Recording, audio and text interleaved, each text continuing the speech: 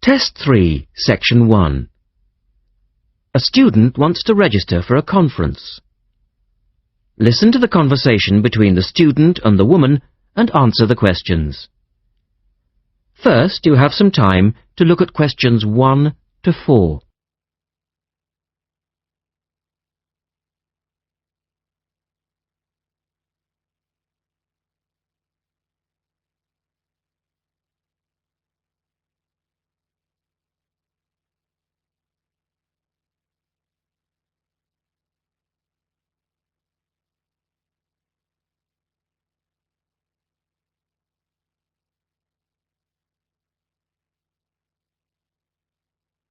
You will see that there is an example which has been done for you.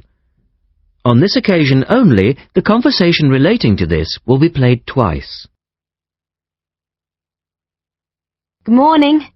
Good morning. Can I help you? Yes. Is this where we register for the Beyond 2000 conference? Yes. What's your name and I'll get your conference bag. The student says she wants to register for the Beyond 2000 conference. So you write the words Beyond 2000. Now we shall begin. You should answer the questions as you listen because you will not hear the recording a second time. Look at the registration form. Listen carefully and answer questions 1 to 4. Good morning. Good morning. Can I help you? Yes. Is this where we register for the Beyond 2000 conference? Yes. What's your name and I'll get your conference bag. Well, I haven't actually registered yet. I was told I'd be able to register today, so I hope that's okay. I've just arrived in Melbourne. That should be fine if you're a student. I'll need to take your details though. So, can I have your full name? Yes, sure. It's Melanie Mitchell. Is that M-I-T-C-H-E-L-L? Yes, that's right. And that's Ms., not Miss. OK, fair enough. And what's your address, Melanie? I live in student accommodation at Sydney University, so my address there is Room 66, Women's College, Newtown. OK. And which faculty are you studying in? I'm in the Faculty of Education. I'm doing a Master's in Primary School Teaching. Right. And may I see your student card because I need to verify that you're a current student? Yes, sure. Here it is. My number is 994578ED. The woman asks the student some more questions about the conference. Look at questions 5 to 10.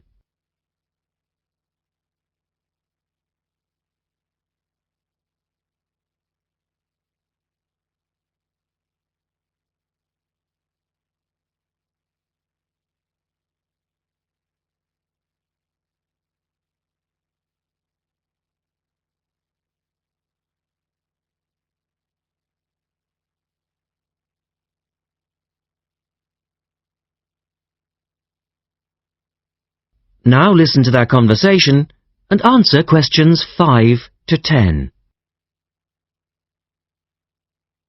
OK. Now, do you want to attend all 3 days?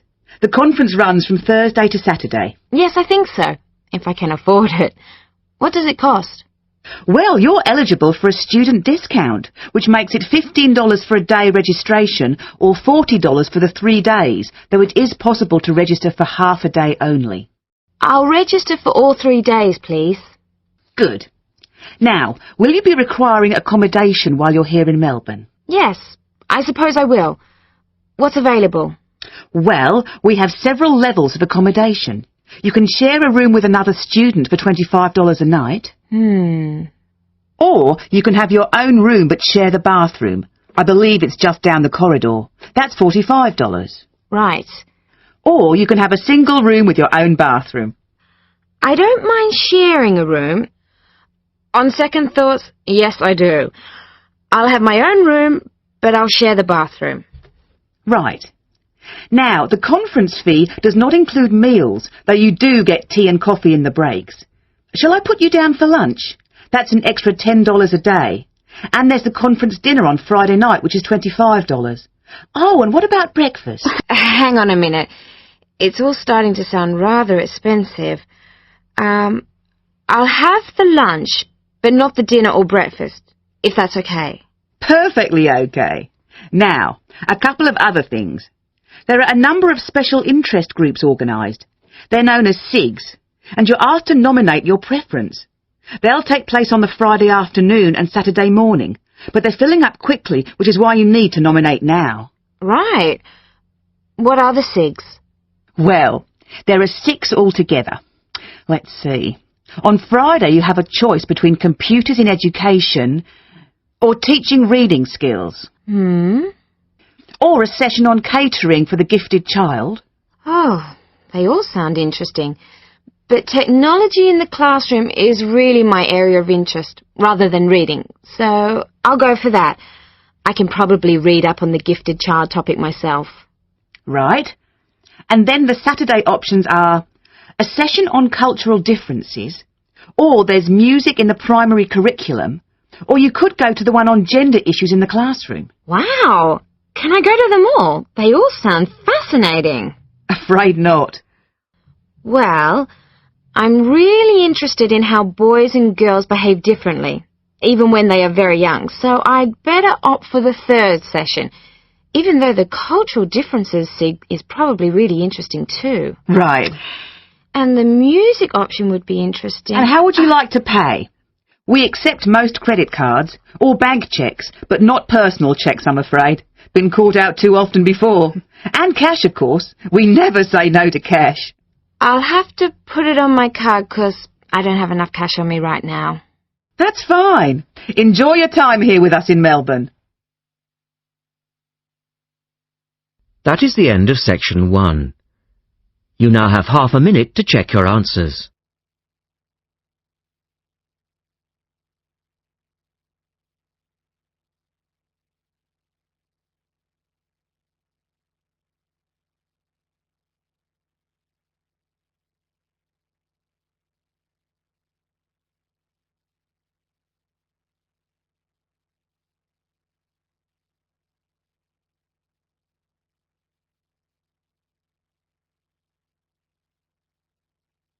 Now turn to section 2 on page 73.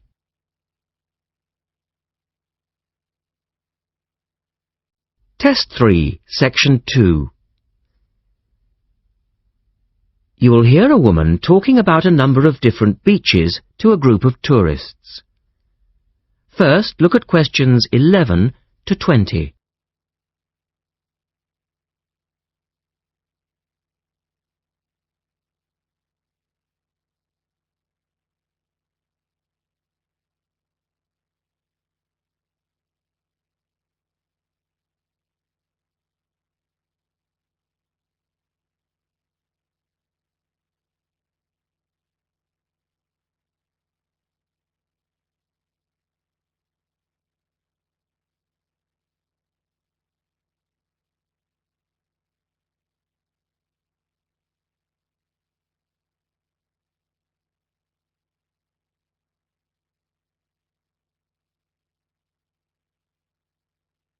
As you listen, answer questions 11 to 20. Right, let's move on to the beaches here, which are absolutely beautiful. You do have over 100 to choose from. They're mostly sandy beaches, and they vary from the largest, which is 2.5 kilometres long, to tiny sandy coves. But there are a few that I'd really recommend you to visit. So, looking at this pamphlet, first of all, there's Bandella Beach. This beach is 1 kilometre away from the old fishing village of Bandella, which is a beautiful spot. If you park in the car park behind it, there's a small path which leads down to the bay. It's very pretty because the whole beach is backed by pine trees, so it's very sheltered. The beach itself is very clean, and the water is shallow and safe. That, together with the soft sand, make it an ideal beach for children and non-swimmers. A little further round the coast, again to the east, in the eastern corner of the island, is the spectacular 𝗟𝗶𝘇𝗽 beach, which is basically a long inlet. The land around this beach is marshland. It's all marsh, and there's a stream which winds through it, and the stream goes into the sea. And the beach has lovely pale gold sand. Access to this beach is quite tricky, and not for the less energetic. You have to go down a long flight of steps, 190 to be exact. But you'll be relieved to know that there's also a road which winds down to a car parking area. When you're level with the sea, there is a handful of shops and bars, and you can hire some beds and umbrellas. Continuing round the island, just past the tip of Calne, is the next beach I'd suggest you visit, and this is 𝗟𝗄𝐻𝐾𝐂𝐃. Why? Because there isn't a beach longer than this on the island. If you want to know, it's exactly 2.5 kilometres long, and that's a bonus because it means it never gets overcrowded. It has golden sand and clear blue water shelving into the sea. There are several beach restaurants to choose from, and water sports are available when the water is calm. But check first. This beach operates a flag system, as the sea can get rough, and you should always swim between the flags.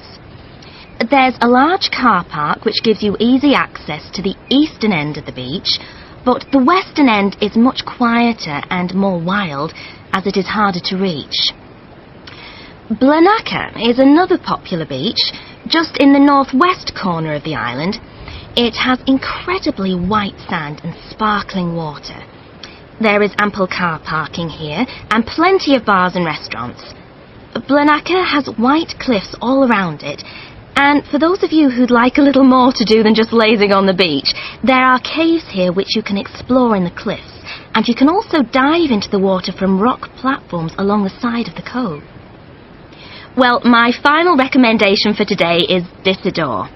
Now, this beach isn't quite as easy to get to as the others I've talked about. It's quite a remote little beach, tucked away here next to Blanaka. You can reach Disador by a steep slope which goes over some sandbanks. The beach itself is small and pretty, with reddish-coloured sand and some stony areas on its eastern side. Despite being quite small, the bathing is good, and you can also go fishing here from the rocks at either side. It's a good idea to take some food and drink with you if you decide to go here, as there's only one little bar which isn't always open. So, that should give you plenty of ideas to choose from over the next 2 weeks, and if you have any further questions... That is the end of section 2. You now have half a minute to check your answers.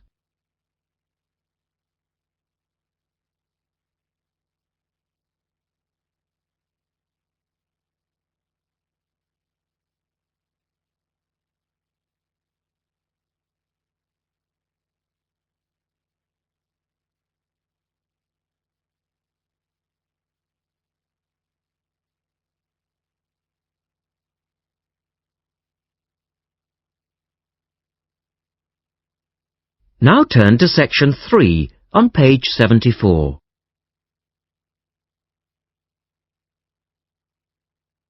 Test 3, section 3. In this section, you will hear a discussion between a male interviewer and a woman who is the manager of a major bookstore. First, look at questions 21 to 24.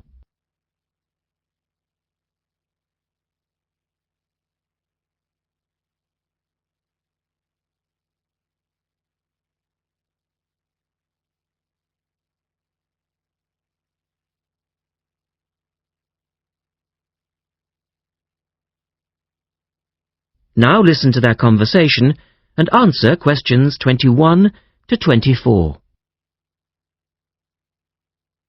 The start of a new academic year is a challenge for booksellers. Lee Rogers talks to one major bookstore manager. Jenny Farrow, you're the manager of Dalton Books, and you sell an awful lot of books to students, don't you? Yes, we do. How do you manage to make sure that you're going to have the books students need when all the new courses begin? Basically, we make preparations long before they arrive. Like all other major book retailers, we have a database of information, and using that, we contact course conveners in May and ask them to send us their book lists. How many books are we talking about? For one course? Yes, as an example. An average course requires about 30 books. We ask lecturers to indicate whether a book is what we call essential reading. You know, the students simply have to get it, or whether it's what they would term recommended reading, or whether it's just a supplementary text that they tend to refer to as background reading. What about predicted buyers? It's not a perfect system, unfortunately. If a lecturer tells us that he expects us to sell 100 copies of a book, we know that we could actually sell anything from 50 to 150. That's why in practice, when it comes to ordering, it's a lot safer to go by the previous year's sales figures, if that's possible, of course, if we've sold the book before. We also build other factors into the equation, including the type of course that the books are for, the student's year group, and a measure of our own judgment. And these criteria make a fairly accurate guide? As accurate as we can be, yes. Look at questions 25 to 30.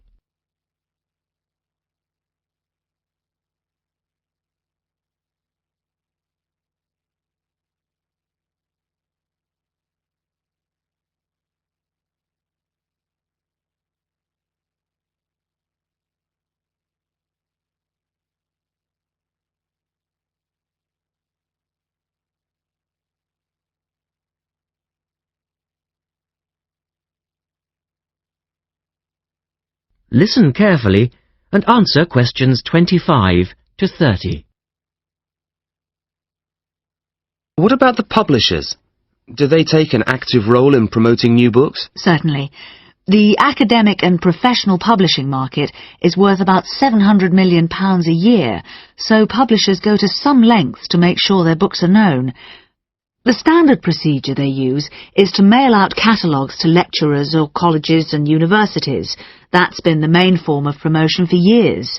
Now, of course, they can also post details of new or revised works on websites. Some even go so far as writing individual letters to the appropriate lecturers in order to let them know what's coming up. The lecturers then contact you if they're interested? That's right. The publishers send us, the booksellers, inspection copies. Lecturers can then get a free copy and decide whether it's going to be suitable for their course. And how does it work with the students? What are they looking for and who helps them most? I think lecturers are best placed to understand the students' needs. Often the critical issue is what represents value for money for students. This is more important than price per se. Do students actually buy books before they start the course? Apparently, a large proportion of students wait to see what they need. Students have a firm idea of what constitutes a good book, so they tend to give themselves time to look at all the options before making a choice. They tend to go for books that are clear and easy to use. Often, the texts that their lecturers recommend turn out to be too academic and remain here on our shelves. Well, that was Jenny Farrow. And our guest tomorrow will be... That is the end of section 3. You now have half a minute to check your answers.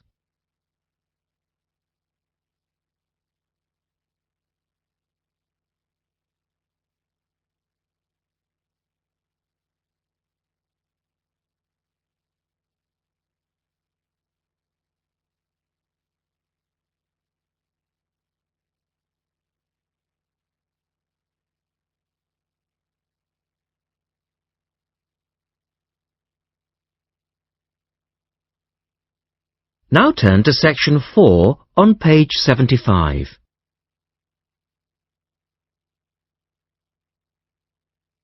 Test 3, section 4. You will hear Rebecca Bramwell, an artist and illustrator, giving advice on how to get your first job or commission as an artist. First, you have some time to look at questions 31 to 35.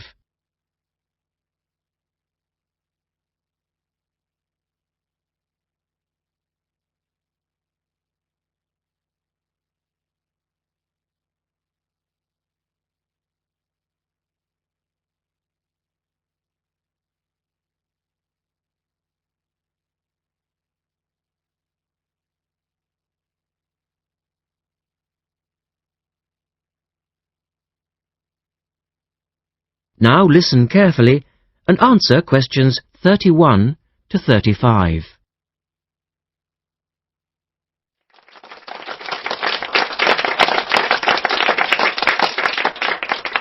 I'd like to introduce Rebecca Bramwell, an artist and illustrator who's come along today to talk to you all about getting your first job or commission as an artist. Over to you, Rebecca. Thank you for inviting me. I remember when I graduated back in 1983, I was very excited about getting my first commission.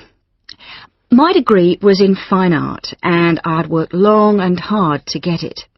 I was an enthusiastic student, and I never found it difficult to find the incentive to paint. I think as a student you're pushed along by fellow students and tutors, and the driving force is there. However, when you leave college, you find yourself saying things like, "I'll have one more cup of coffee and then I'll sit down to work." I hate to admit it, but I say it myself. Suddenly, it isn't finding the inspiration or getting the right paper that's a problem. It's you. In my view, there are a number of reasons why this happens. It's a real challenge making a decent living as a new artist. You have to find a market for your work. Often you work freelance and need to take samples or portfolios of your work from place to place. These experiences are common to a lot of professional people.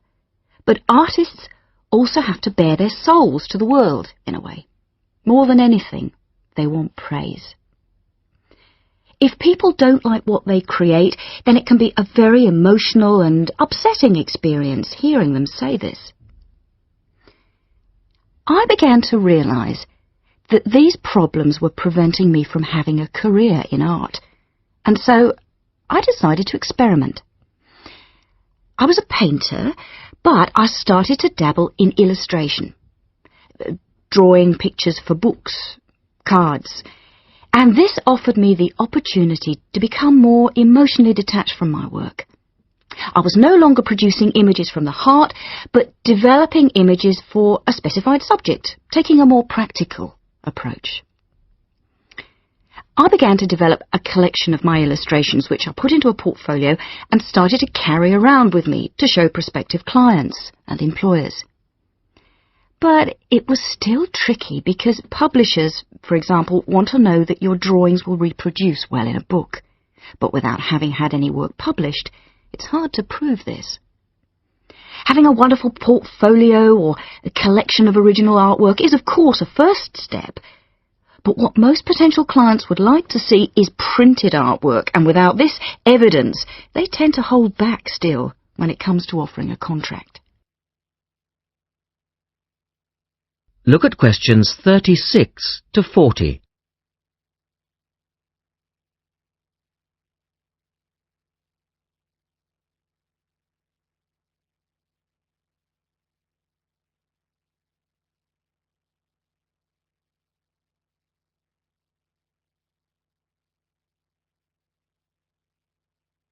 Now answer questions 36 to 40. Well, I overcame this problem in two ways. And I suppose this is my advice to you on preparing your portfolio of your best work. The first way was by submitting my work for a competition. And the one I chose was for a horoscope design and was sponsored by a top women's magazine. There are a few of these competitions each year, and they offer new illustrators an opportunity to showcase their work.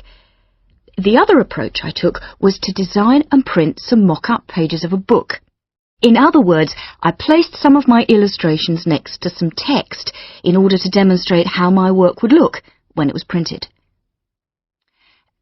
Perhaps I was lucky in that I had taken a degree that provided me with all-round creative skills so that I could vary my style and wasn't limited to a certain technique. Now, I think that is important. The art world and many other creative fields do try to pigeonhole people into snug boxes with an accompanying label. Now, I think you should try to resist this if you feel it happening to you. If you don't, You'll find it difficult to have new work accepted if you try to develop your style at a later stage in your career.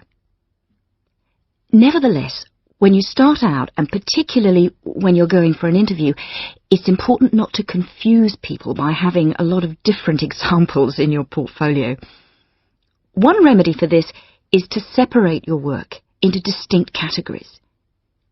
In my case, I did this by dividing my design-inspired illustrations from my paintings. It's then easier to analyse the market suited to each portfolio, such as magazines, book jackets, CD covers, etc. Working under two names is also useful, as it clarifies the different approaches and offers a distinction between them. I think it's been hard for artists to be recognised in anything other than the pigeonholes that they've been placed in. But luckily, these barriers are slowly being demolished. So I really do wish you all the very... That is the end of section 4. You now have half a minute to check your answers.